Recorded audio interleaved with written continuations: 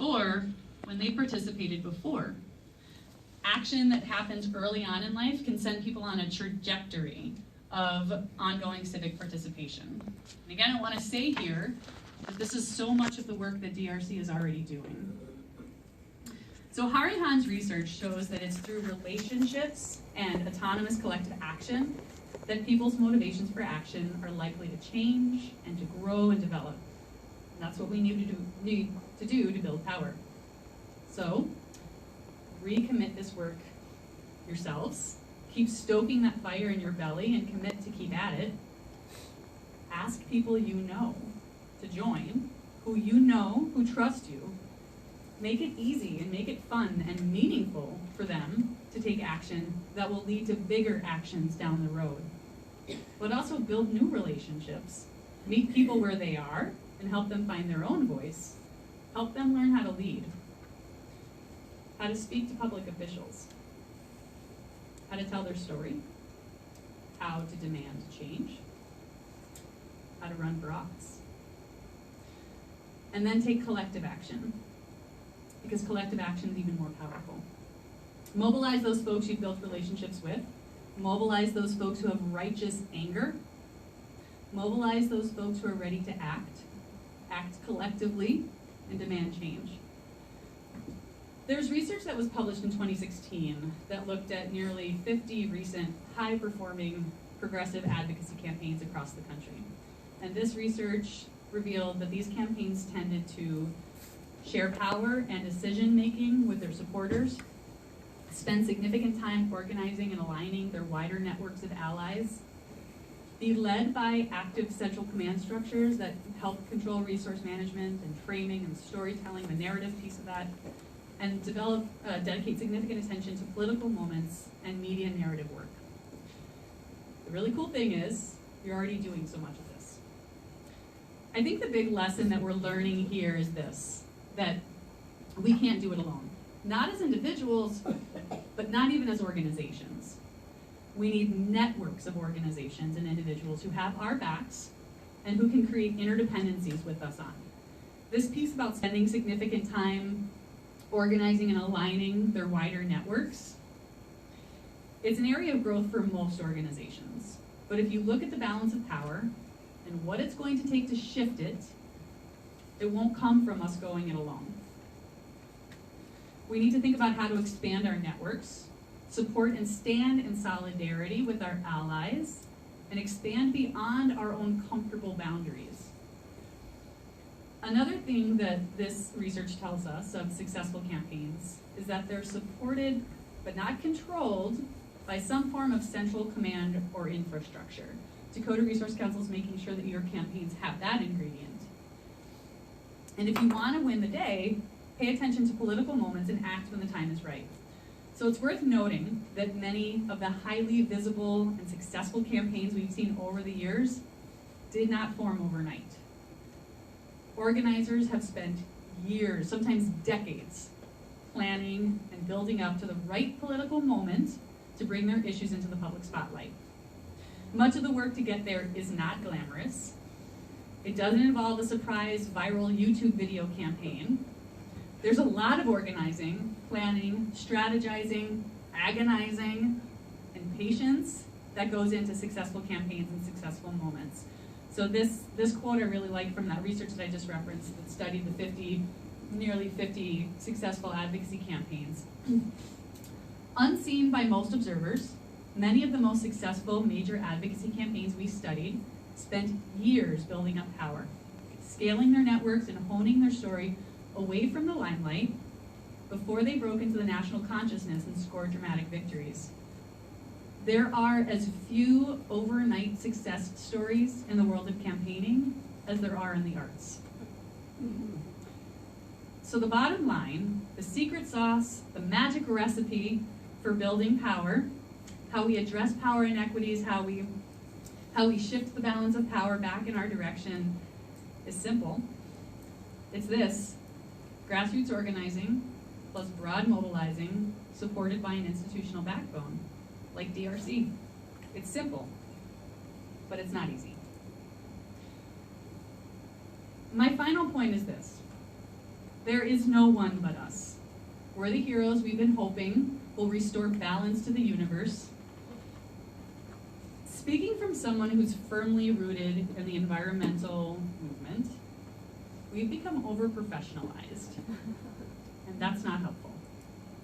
We've become a movement of over-educated, sometimes out of touch, professional lobbyists and lawyers, researchers and analysts, that while our hearts are in the right places, we've lost touch with the grassroots passion that led to so many of our landmark environmental protections and wins from the 70s. Following the November elections, members of the REAMP network saw a huge influx of people calling to ask to volunteer for their organization.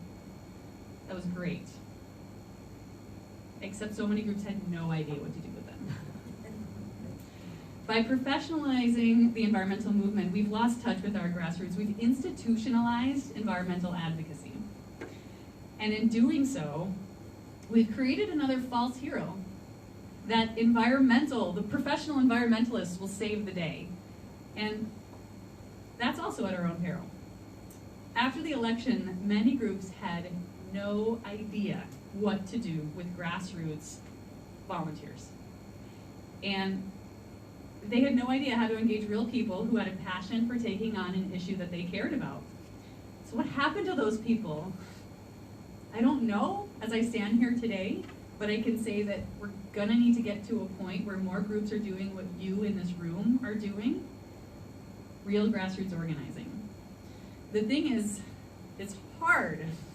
That's why more people are doing it. It's hard. And it's not always or even usually glamorous. But that's what's gonna win the day.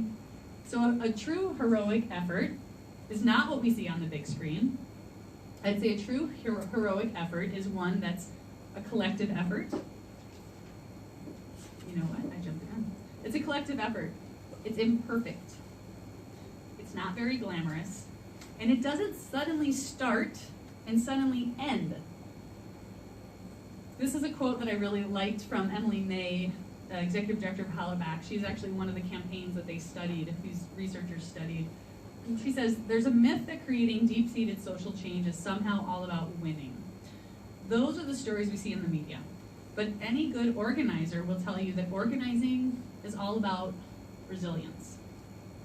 You get hit in every direction you can imagine, but if you keep getting up and trying again, eventually you'll win. So there you have it. It's hard work. It's not usually glamorous. Sometimes it's downright scary. So why do we keep doing it? Because it's the only thing that will work. And because there's no one but us. So to wrap this all up, we need to recognize that the balance of power is tipped against us right now. But that's fixable. We can fix that. We can build power and win through grassroots organizing by transforming people into the leaders that we need and by taking collective action. And then by recognizing this deep in our bones, that there is no one but us. We are the heroes we've been hoping will restore balance to the universe. So I wanted to start this speech off by referencing stories and cultural icons that we could all identify with. But after considerable thought, I decided that we need to make and tell our own story. We need to tell our own story and change how our culture thinks and talks about what real change makers look like. They look like you.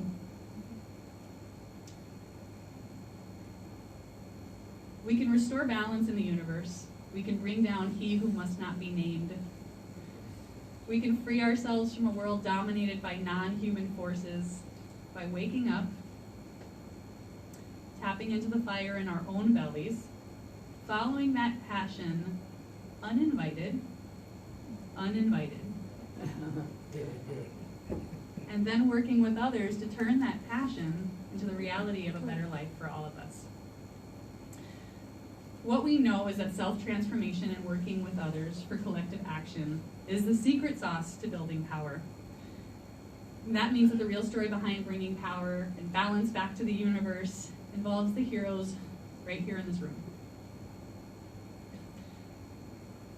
Through your work and the work of your neighbors and the fellow members of the Dakota Resource Council, we can change the story of that charismatic, chosen leader who gallops in on a stallion and saves the day, to an empowered community of people who take back the power that was always theirs.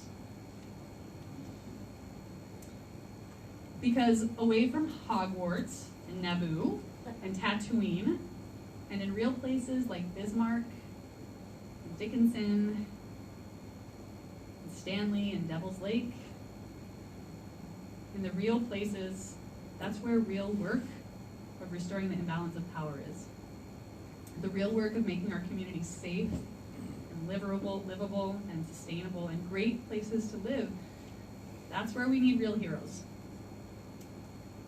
And that's why we need you. And remember that along the way, you're not alone. You're part of a bigger community that's supporting you and cheering you on along the way and watching you and learning from you and modeling you.